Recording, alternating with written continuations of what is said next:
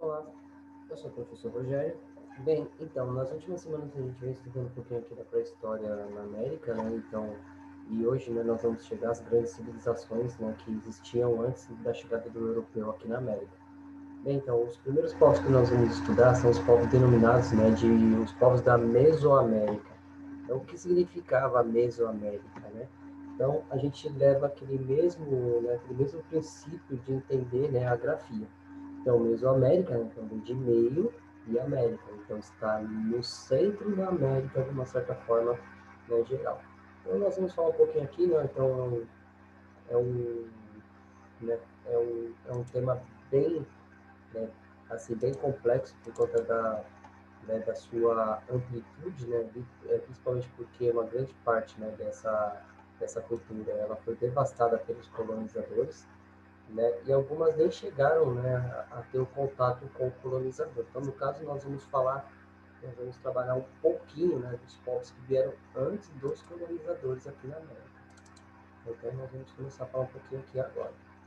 Bem, então, o mapa já está deixando bem claro aqui, né, então, quando nós olhamos aqui, né, para o mapa, né, então, o mapa da Mesoamérica, nós temos uma grande quantidade de culturas, né, uma grande quantidade de etnias, e isso vai corroborar, né, então vai colaborar para o surgimento de uma grande quantidade de civilizações, e essas civilizações e essas sociedades, elas interagiam entre si, né, pelo comércio e pelo conflito.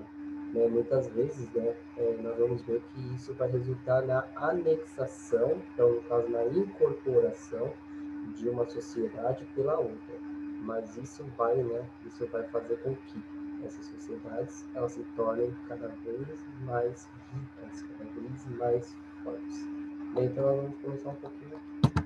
Bem, então quando nós falamos em Mesopotâmia, então nós vamos falar um pouquinho da localização. Então, aonde que está localizada no mapa, né, essa região? Então, a Mesoamérica, então, cuja etimologia, né, grega, que significa aproximadamente, né, aproximado de América Intermédia ou intermediária, é um termo que se denomina na região do continente americano, que inclui aproximadamente o sul do México, e a partir da linha, né, que parte do rio Fuerte, né, e se prolonga para o sul até os vales, né, do Borne Americano, rumando depois para o norte do rio, né, Panaca. Então, e os territórios da Guatemala, El Salvador, Belize, né, bem como as porções ocidentais da Nicarágua, de Honduras, Costa Rica. Então, várias civilizações pré-colombianas, entre as mais avançadas e complexas da América, desenvolveram-se aqui. Então, ao longo dos séculos anteriores à conquista espanhola no México, então, incluindo os Olmecas, a cidade de Teotihuacan, né, os astecas e os maias. Então, trata-se de uma macro-região cultural de grande diversidade étnica, linguística, onde a única cultura está baseada né, no Paul, né, Kirchhoff, né, definiu no seu contexto de mesoamericano. Então, quando nós falamos em Mesoamérica, então a Mesoamérica é uma soma de culturas ali naquela região. E essa soma de culturas, ela é essencial para nós compreendermos como aquela sociedade ela vai interagir entre si. E isso, né, vai causar, várias vertentes, né, então, assim, várias heranças, né, que vão chegar até os dias de hoje. Levar em consideração que quando o europeu chegou aqui, quando houve a aculturação entre os povos, os europeus vão se aproveitar de vários elementos da cultura dos povos, né, da Mesoamérica, para também tirar vantagem ali da região. Sempre é bom nós frisarmos sobre isso. Bem, então nós vamos dar continuidade aqui. Então nós vamos começar pelo povo Olmecas. Então quem foram os Olmecas?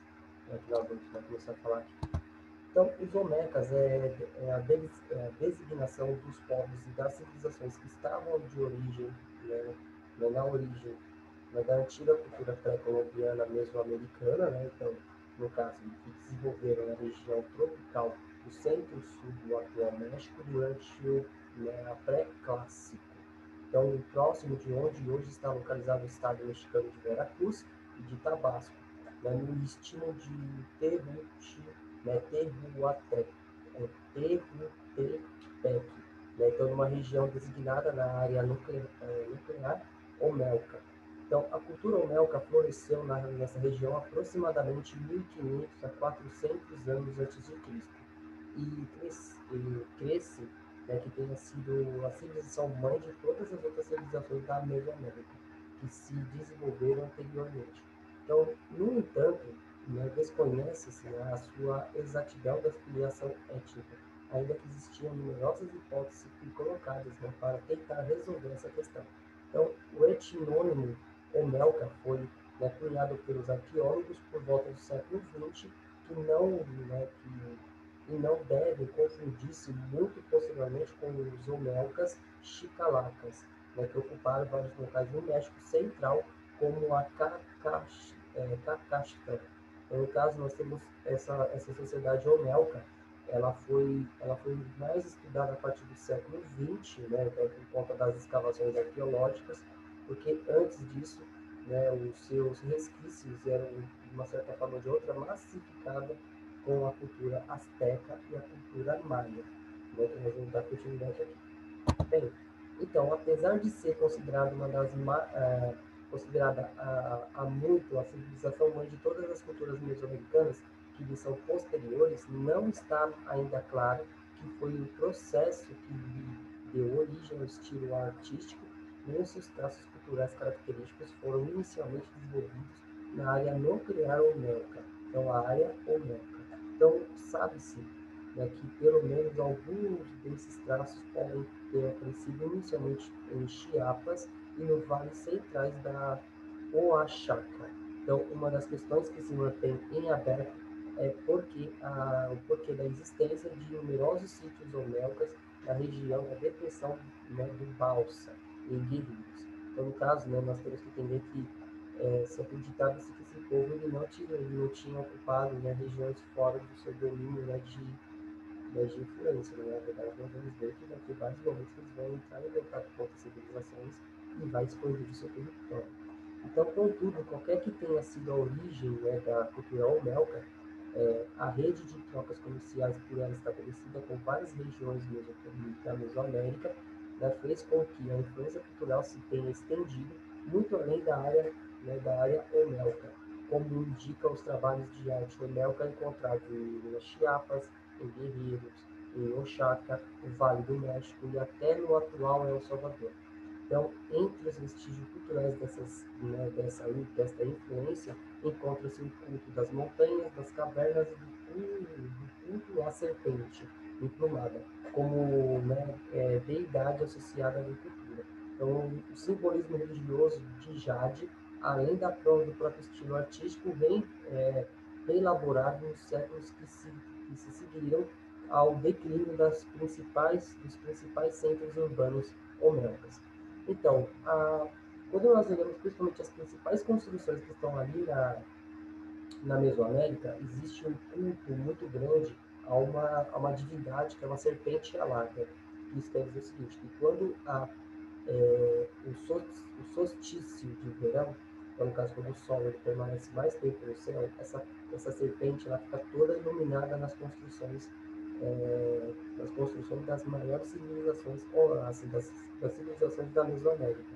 E muito dessas civilizações, ela usa essas construções como se fossem grandes calendários, então uma forma de controlar o tempo de se plantar, de se colher, e como é que isso vai almejar ali naquela situação, como isso vai ser muito importante para aquela sociedade, principalmente por conta, do seu controle pelo tempo. E isso, né, alguns historiadores, alguns arqueólogos colocam, né, que isso é a herança, né, dos povos olmecas. E como esses povos olmecas, eles vão ser assim, fundamentais para compreender essa realidade.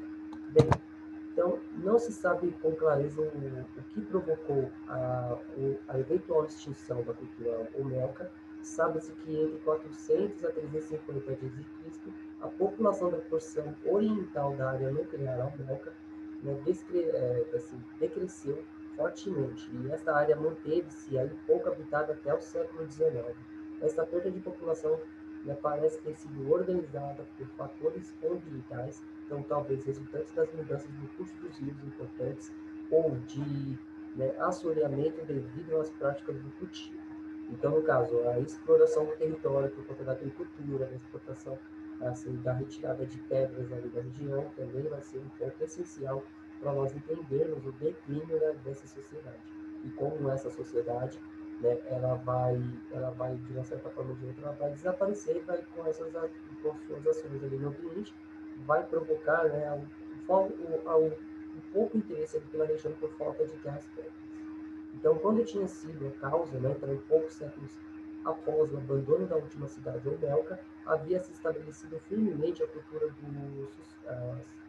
firmemente culturas sucessoras, como o sítio de Três Sapatas, né, então na hora ocidental da área nuclear olmeca, né, então continuaria a ser ocupada bem além de 400 anos antes de Cristo, mas sem os traços típicos da cultura olmeca. Então essa cultura pós-olmeca, frequentemente designada como epiomelca, tem características semelhantes às encontradas em Isipa.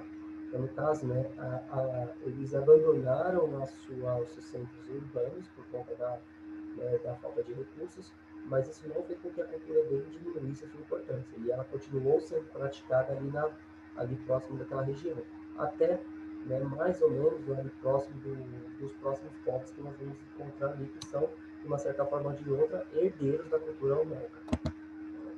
Então, aqui, né,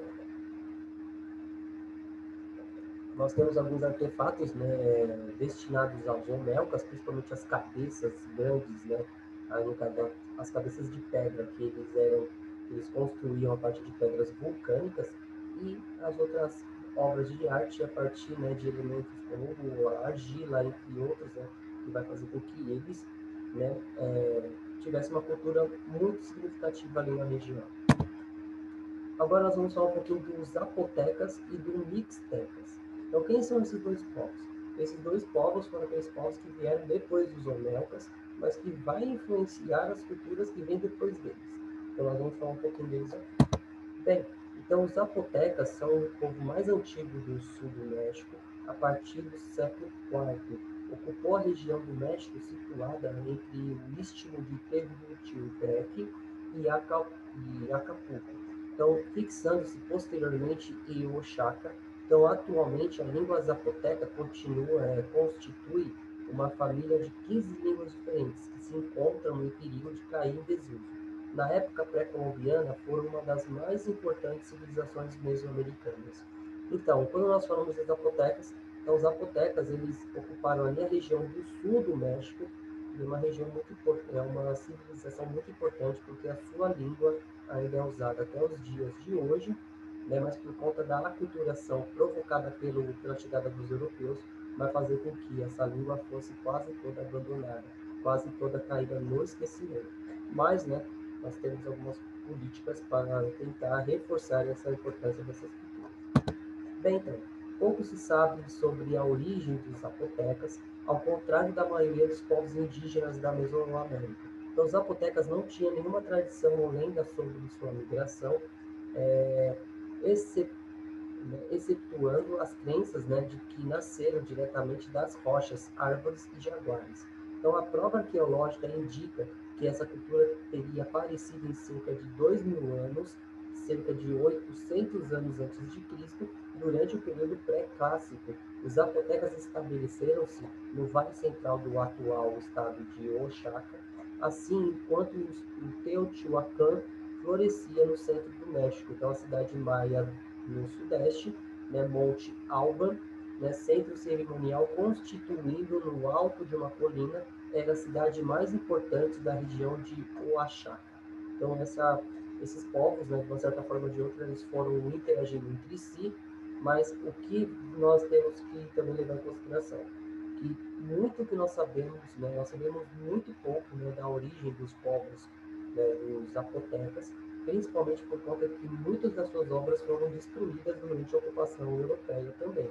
Mas as lendas, né, que florescem, que continuam sendo aplicadas principalmente pelos povos que continuaram o seu legado, é que eles tiveram uma origem natural, no caso, a partir de rochas, de árvores e de jaguares. né, que são as suas principais divindades. Bem, então, os primeiros apotecas eram sedentários, então viviam em povoados agrícolas, adoravam um conjunto de deuses dos quais, né, destacam-se o deus da chuva, né, o Cocígio, né, representado pelo símbolo da fertilidade, que combinava os símbolos da terra e do jaguar, e do céu a serpente. Então, símbolos comuns nas culturas mesoamericanas. Então, os rituais religiosos, por vezes, incluíam sacrifícios humanos, eram regulados por uma hierarquia sacerdotal. Então, os zapotecas adoravam os seus antepassados, crendo no mundo paradisíaco, né, nesse sentido. Então, desenvolveram o culto dos mortos. Um dos grandes centros religiosos era Mitla, a magnífica cidade do Monte Alba. Foi sede da sua civilização bastante desenvolvida, possivelmente há mais de 2.000 anos. Bem, então, quando nós falamos desses povos zapotecas, então eles tinham essas características de cultuar deuses, da natureza, principalmente ligado à agricultura. Mas também nós temos que levar em consideração que eles tinham culto aos seus antepassados. Então, eles praticavam o sepultamento, eles construíam sepulturas, e isso colabora para nós podermos ter um pouco mais de informações sobre essa sua cultura. E principalmente, né, por conta do seu centro religioso ali no Monte Alba, né, que era mais ou menos em torno de 2.000 anos atrás. E um dos fatos que vem também somar para a má compreensão dos povos ali da região, que é o uso do sacrifício humano para acalmar os deuses, né? Então, isso vai ser uma marca muito importante dos povos que virão depois deles, né? Principalmente o uso do sangue como um elemento necessário para se acalmar e alimentar os deuses no momento, né, de problemas, né, na sua base da sua sociedade. Bem, então, o Monte Alba ele dominou os vales até o final do período clássico, como outras cidades mesoamericanas. Então, perdeu seu esplendor entre o ano de 700 a 1.200 anos. Né? Então, no entanto, a cultura zapoteca permaneceria no Vale do Oaxaca, Tabasco e Veracruz.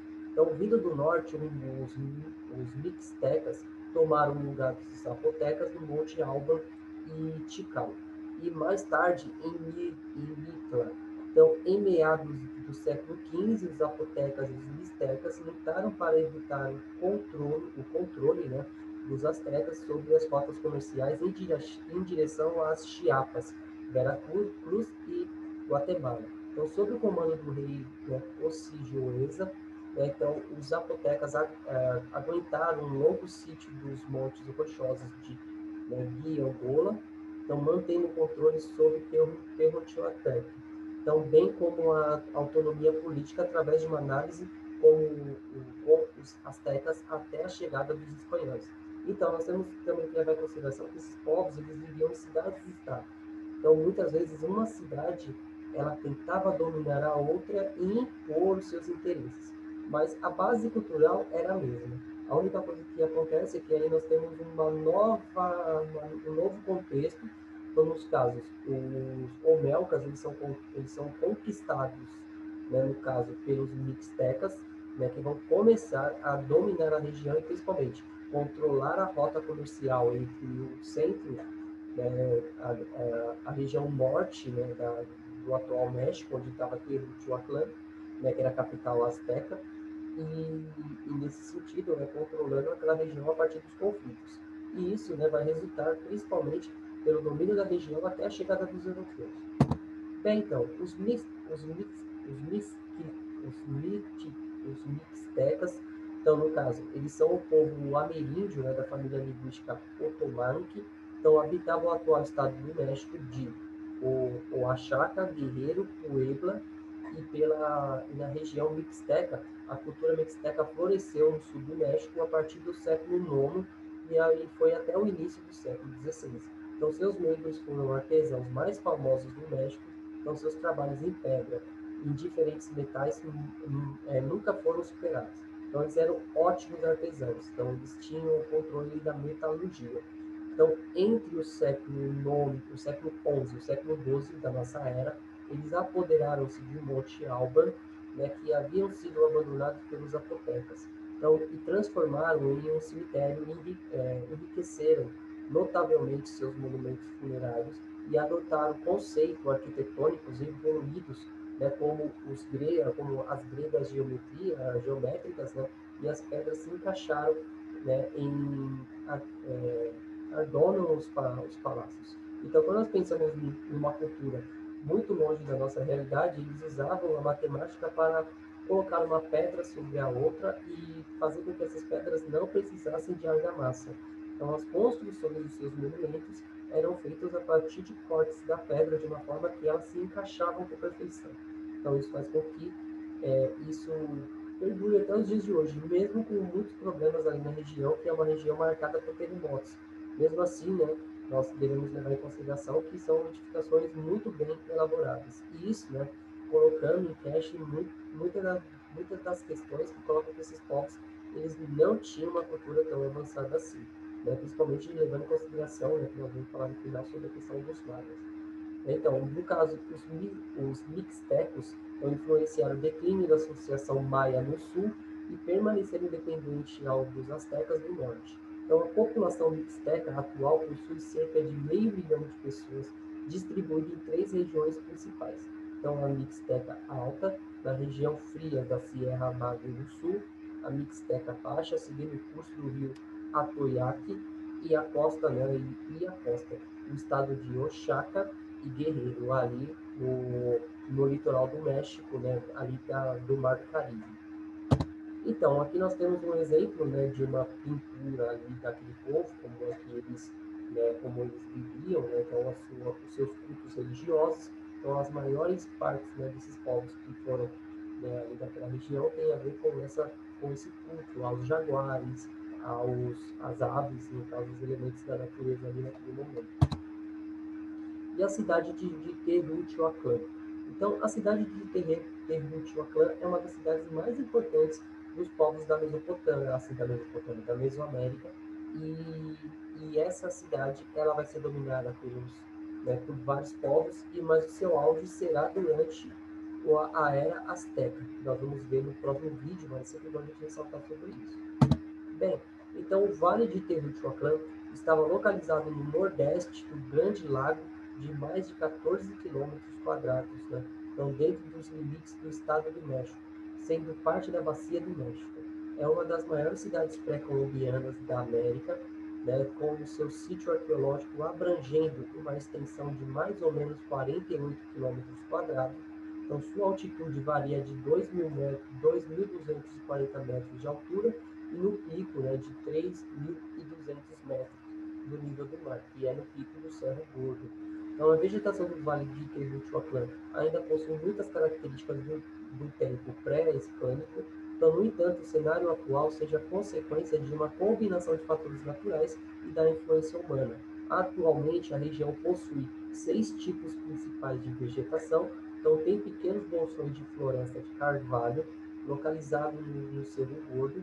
Esse tipo de vegetação provavelmente cobriu a área, né, que são atualmente ocupadas pelo mato de carvalho, né, no caso, né, formando um segundo tipo de vegetação, e a vegetação do tipo xerófitas, né, é um tipo mais representativo da vegetação local, incluindo espécies, né, como a Opuntia estepacantha, né, e a Zenusia, né, biosfera. Então, no caso da biucífera, né, de agosto, e a mimosa. Então, no caso ali, né, a vegetação ela continua a mesma, mas ela foi, né, incluída outras espécies ali para, né, principalmente com a interferência dos espanhóis.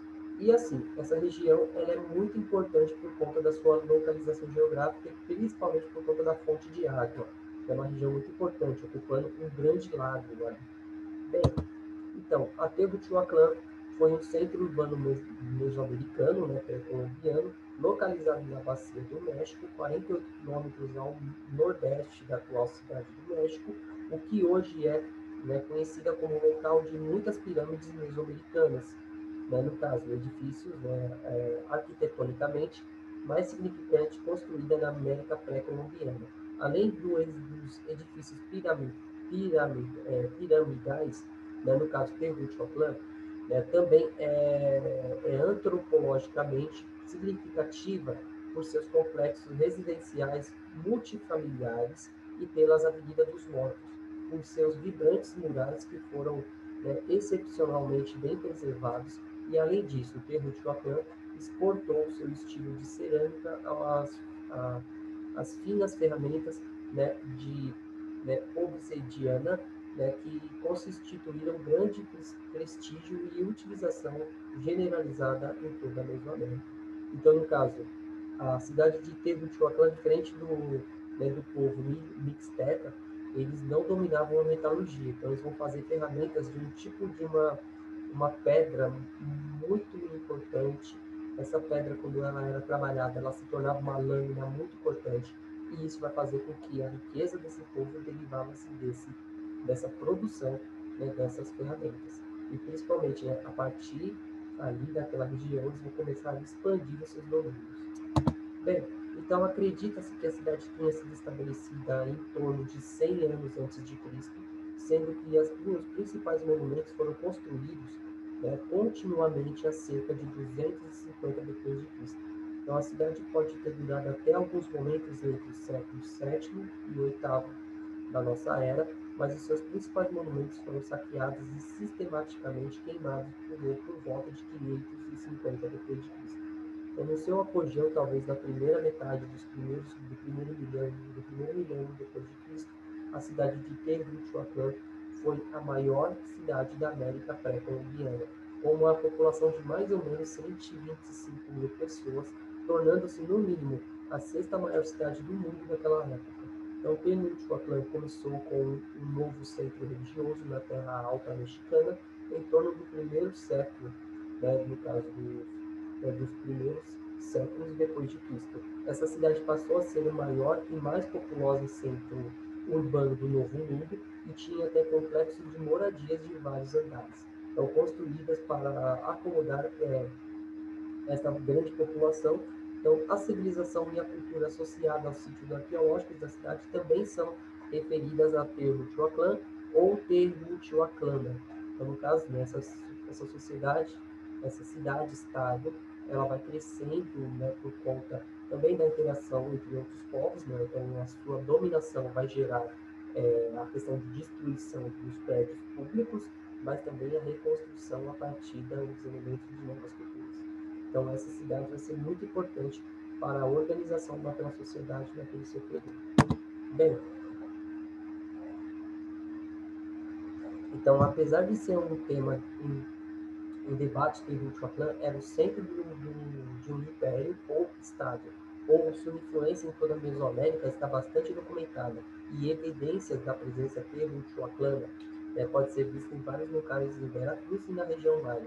Então, os astecas podem ter sido influenciados por essa cidade. A etnia dos habitantes de Teotihuacan é também um dos temas do debate. Então, possíveis candidatos são os grupos étnicos Nahuatles, Otnis e Totonacas. Então, os estudiosos também, né, no caso, seguiram o Teotihuacan, era um estado multiétnico. Então, por conta da sua localização ali no centro do México, isso vai fazer com que a passagem de várias etnias, e com isso, né, essa cidade ela pode ter ser o centro de uma sociedade muito mais elaborada do que nós acreditamos ter, principalmente por conta das misturas das etnias e das línguas que ali passavam. Então, a cidade e o sítio arqueológico estão localizados no que é hoje o município de San Juan, Teotihuacan, no estado do México, a cerca de 40 quilômetros a nordeste da cidade do México. O local abrange uma área total de 83 quilômetros quadrados e foi designado como Patrimônio Mundial pela Unesco em 1987. Então, as ruínas da cidade são os sítios arqueológicos mais visitados do México.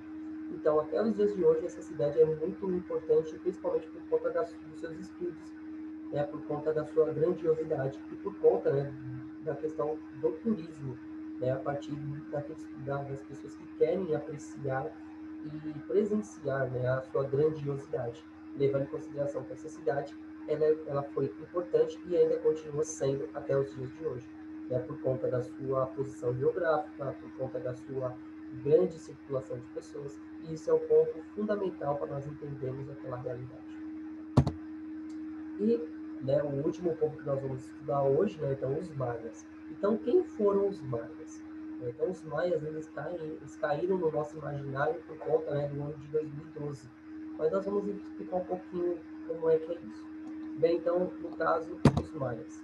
Então, a civilização maia foram uma das civilizações mesoamericanas que se desenvolveu pelo povo maia e é conhecido pelo seu, né, longuíssimo lábio, né, então mais sofisticado e desenvolvido no sistema de escrita da América pré-colombiana, bem como sua arte, arquitetura, matemática, calendário e o sistema astronômico.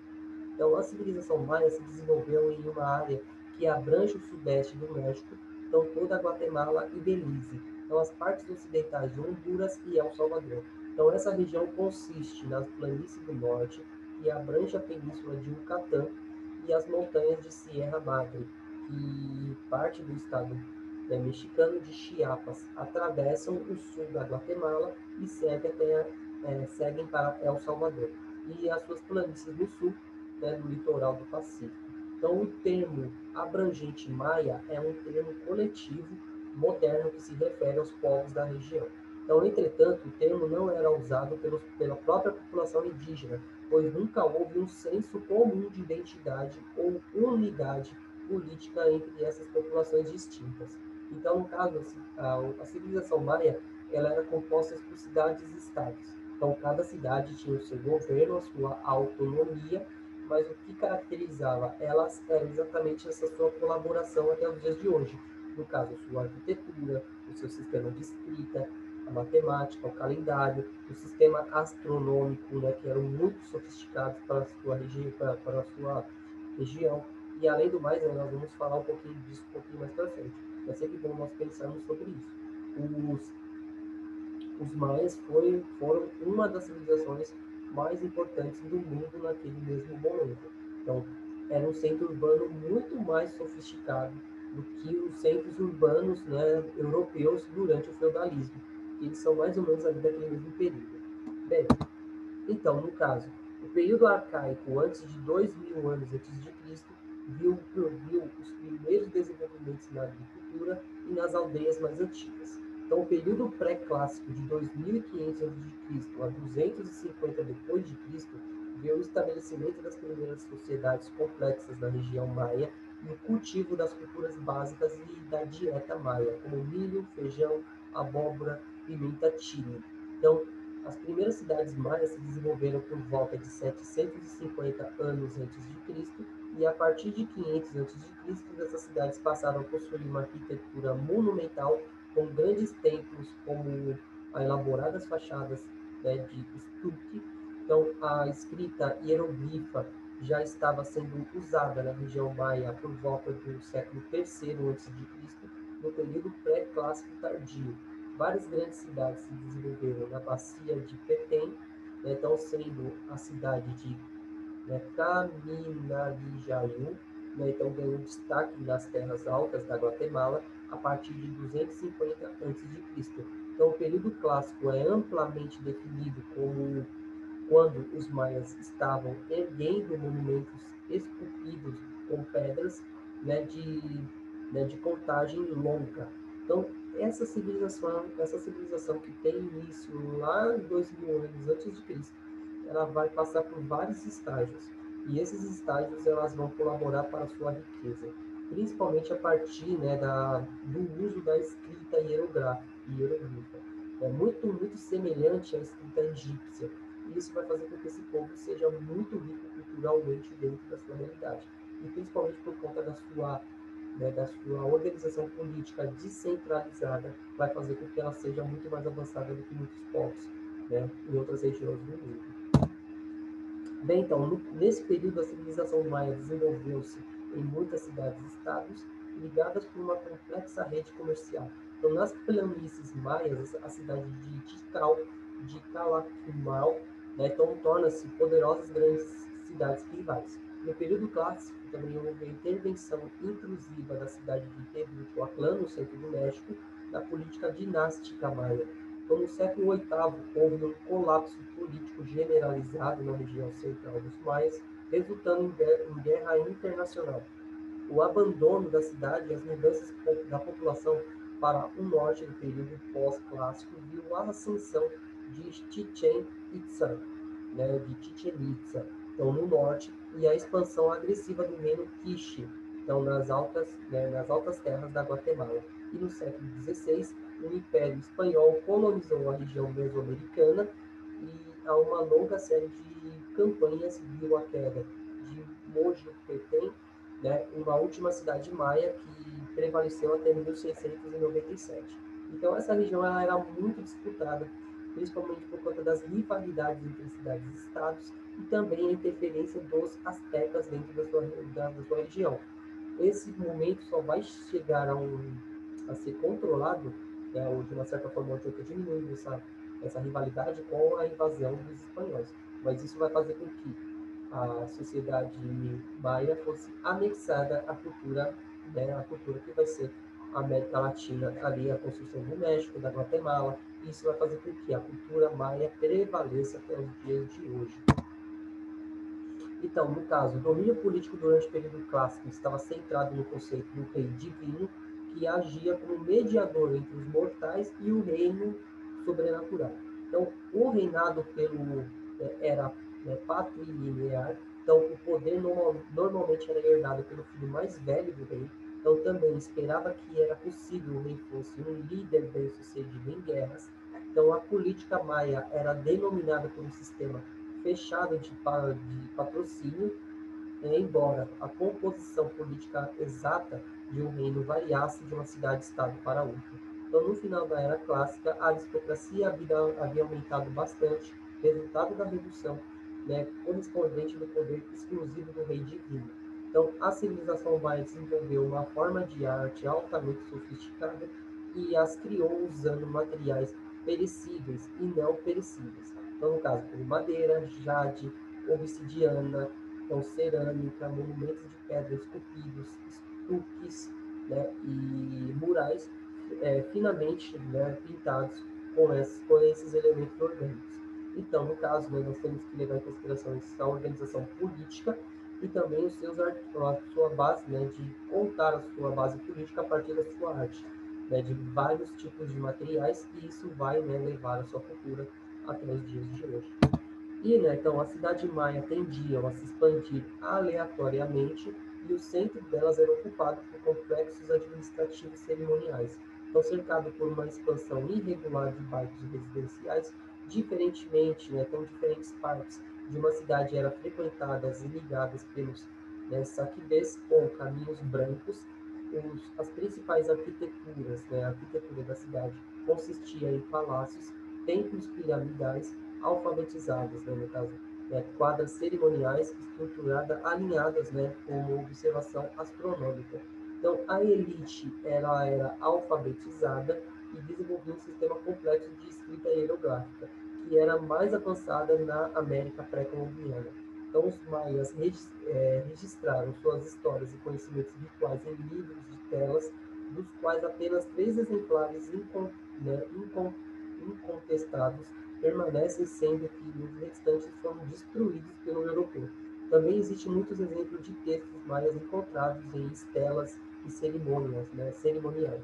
Então, no caso, os maias desenvolveram uma série altamente complexa de calendários ritualísticos interligados e empregaram a matemática para incluir, né, das primeiras instâncias do zero no mundo como parte da religião. Né? Os maias praticavam sacrifícios humanos. Então, no caso, quando nós estudamos os maias um pouquinho mais a fundo, né, no caso, eles têm todo esse contexto, né, dos estudos da astronomia, né, dos templos piramidais e essa relação social entre a escrita. Mas qual é o maior problema de nós estudarmos os maias? Porque os seus mais ricos escritos, os seus mais ricos legados foram quase todos destruídos pelos espanhóis. Então, quando os espanhóis eles chegaram aqui, eles consideravam os livros maias como livros profanos e a maior parte deles foram queimados, né, durante a sua dominação. Isso vai empobrecer em muito a possibilidade de nós estudarmos aquela sociedade. Isso é um ponto, né, muito importante de nós entendermos. Mas, né, muito ficou né, preservado pela cultura, né, pela questão oral dessa sociedade, e principalmente o calendário, que o calendário vai levar aquele ponto, né, que nós chegamos a acreditar que no ano de 2012 seria o apocalipse, né, maia, principalmente por conta do calendário, ele chegava ao seu fim. Mas nós temos que entender que o calendário maia ele era composto por várias rodas. Então, uma roda era um ciclo, né? Então, todo ciclo tem seu começo, o seu meio e o seu fim.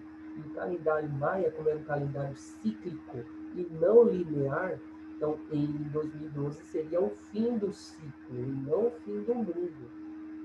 A gente começa a ter aquele problema de interpretação, principalmente ligados ao que? A essa terminalidade do ciclo. Então, no caso, nosso calendário linear, então, ele segue uma linha, né? Então, vai do ano zero até os dias de hoje. Já a questão do calendário maia, não, é um ciclo. Então, o ciclo tem o seu começo e ele vai voltar para o início, né? Quando chega ao fim. E isso, né, ficou muito mal interpretado na sua, né, nos seus estudos, e isso vai levar a algumas interpretações próprias.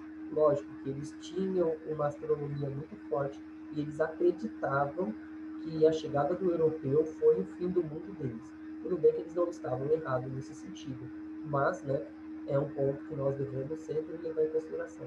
Que 2012 não era o fim do mundo, mas sim o fim do calendário maia. E a questão do uso da matemática também é muito importante nós frisarmos, né, principalmente a elaboração do número zero, fato que os europeus ainda não dominavam na sua, né, no seu auge do Império Romano. Então, os maias eles dominavam o zero, né, e isso, né, foi também incorporado pelos europeus a partir, né, de quando os europeus começam a interagir com os árabes. Então, no caso, os, os maias tinham um pouco mais, né, de conhecimento da matemática além dos europeus naquele momento, né? E os rituais de sacrifícios humanos, né, que é um ponto essencial dessas culturas ali naquele momento. Então, durante o século IX d.C., a região central dos maias sofreram, né, um colapso político marcado pelo abandono das cidades e o fim da dinastia e uma mudança de atividade para a parte, né, do norte da região. Então, uma combinação de causas como guerras endêmicas e a superpopulação que resultou na grave degradação ambiental e secas. Então, durante esse período conhecido como Clássico Tardio, as cidades do norte de Chichen Itza e Uxmal apresentaram um aumento de atividades. Então, a principal cidade da Península do Yucatán no norte continuaram a ser habitadas há muito tempo depois, e as cidades da Península do Sul deixaram de erguer monumentos. Então, no caso, a partir do século IX depois de Cristo, começa a ter essas mudanças climáticas e, principalmente, também tem esse colapso político na região, que vai fazer com que, né, essa sociedade ela comece a abandonar os centros urbanos e diminuir a sua atividade construtiva. Mas isso, né, não significa a morte da sociedade, mas apenas, né, no caso, a diminuição da sua atividade, e isso vai, né, de uma certa forma ou de outra, também favorecer a dominação de povos hostis à sua sociedade. Então, a organização social clássica maia era baseada na autoridade ritual do governante e não no controle central do comércio e da distribuição de alimentos. Então, esse modelo de governo estava mal estruturado para responder às mudanças sociais e ecológicas, porque as ações do governante eram limitadas pelas tradições e atividades como construção, ritual e guerra. Então, isso serviu apenas para exacerbar os problemas sistêmicos. Então, no século IX e X, esse sistema de governo entrou em colapso.